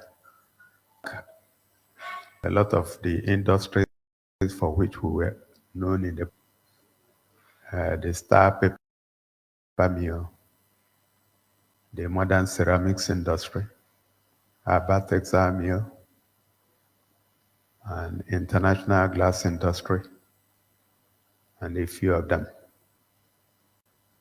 Like I had reported in the past, the Star Paper Mill in Uwurenta and Aba are now in the bag, having concluded and accepted the offer from Asset Management Company of Nigeria, AMCON. Recently, we also concluded, and our offer has been accepted also for Afro Beverages. I believe it's on Port Harcourt Expressway. The company is still running. It's a going concern. But then today is owned by AMCON. So we have made an offer that has been accepted, and we are going to pay AMCON in 7 installments, starting from next month. But as soon as all the paperwork is completed, we will take ownership of those companies. Now, the whole idea, like I had always maintained, is not for us to run or even own them. But we believe that government is an enabler. And I'm sure that if an individual went to acquire those companies, they will probably not succeed. So the idea is acquire those companies, get experts to come in and partner with government to run it as private institutions, get the GDP of the state to move northwards, create employment for our people, which is the most important to us, and then improve on the internally generated revenue and reduce poverty. I have also instructed the Honorable Commissioner for Industry and SME to begin to engage with the owners of Abia Textile Mill, International Glass Industry, and modern ceramics industry. In fact, I had joined a Zoom meeting with the people who bought Abia Textile Mill, that we want these companies to come back to life as major employers of labor for our young people. And education, we continue to push the frontiers. Like I announced last month when schools resumed, our new teachers have all been posted and they have started work. We started the process of hiring yet another set of new teachers. Interestingly, the way our schools consumed the 5,394 teachers, it was as if, you know how it is, somebody that is hungry. So one of the schools I visited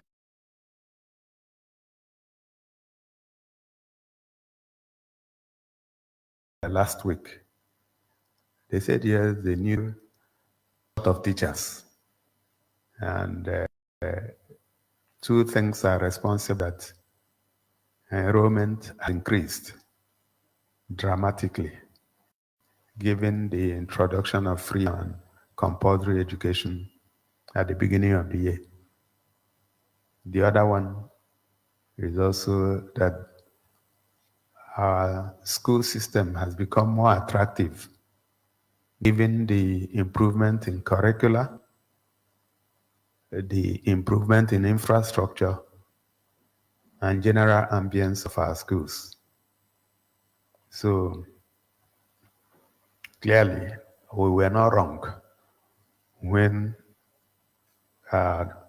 estimates show that we were short of 9,000 teachers in the first instance. So we've started the process of hiring 4,000 more teachers. And hopefully, by the end of this year, we would have completed the process.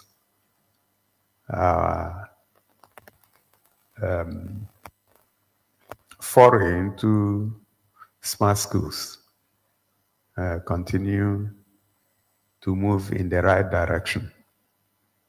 A lot of the schools are being retrofitted and put in a state where they can be called smart schools. As we speak, quite a lot of teachers are undergoing training because what is required in smart schools is not the regular thing you see in normal schools.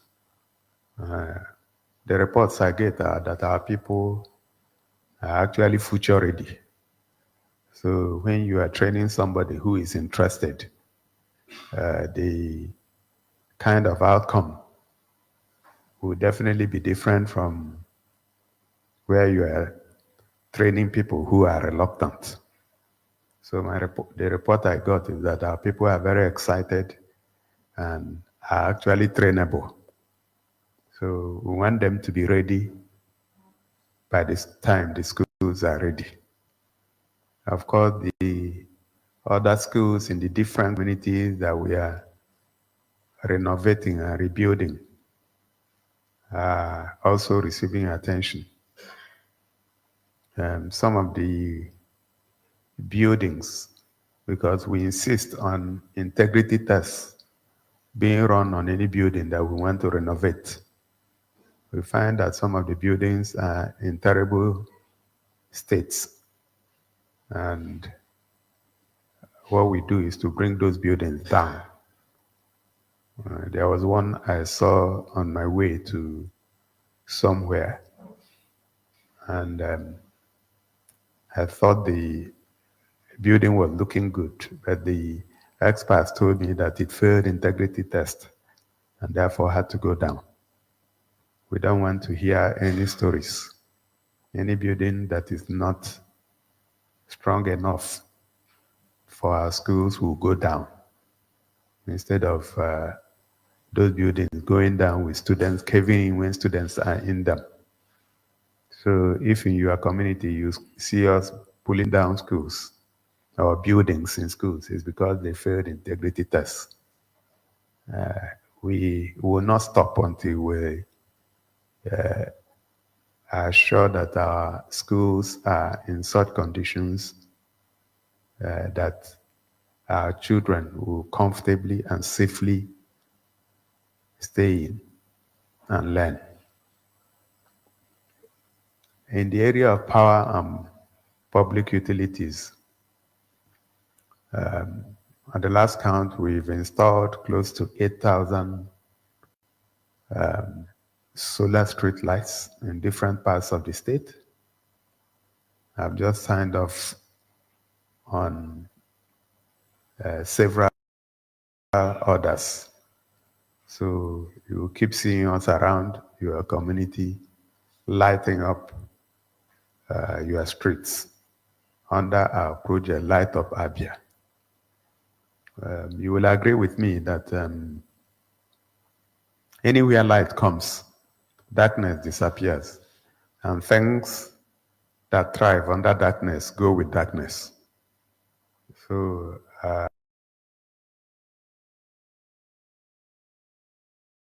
we will continue. But beyond, and also in microgrid, I'm sure you are aware that we signed the microgrid agreement with our partners long ago. Within the week, our offer to acquire the Omuahia ring fence from EEDC was accepted by EEDC. So what that means is that Aba is an island and Omuahia is an island. Omuahia Island takes care of the remaining part of Abia State, which includes Omuahia South, Omuahia North, Ikuano, Bende, Ohafia, Arochukwu, Isukwato, and Omunochi. So that means we have taken the bull by the horn, and we have everything about power under us. We set up the ASERA, which you're also aware of. So we can now, the whole idea is when Aba power generates maximum capacity, which is around 188 megawatts. Anything that Aba ring fence cannot use can be wheeled to Omuahia. Let me explain that a little bit more. At full capacity in Aba today, our estimate is that 80 megawatts will be enough. But let's even be generous and say that Aba will take 100 megawatts. So if Geometric has 4 turbines that will generate 188 megawatts, fresh lines from Omuahia to Ohafia. And of course, there is a line coming from Itu through Arochukwu. I believe that also needs to be upgraded. I think it's 11 kVA, and we are trying to upgrade it to 33. So we can have better capacity